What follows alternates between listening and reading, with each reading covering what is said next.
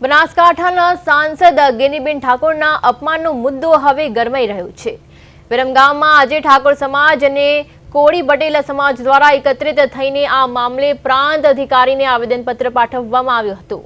સમાજના અગ્રણીઓએ માંગ કરી છે કે જગદીશ વિશ્વકર્મા આ બાબતે જાહેર માફી માંગે અને તેમની સામે કાયદેસરની કાર્યવાહી કરવામાં આવે।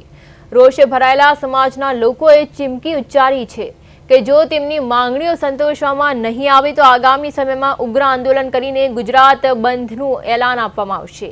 આ વિરોધ પ્રદર્શનને પગલે વિરમગામમાં ભારે ચકચાર મચી ગઈ છે।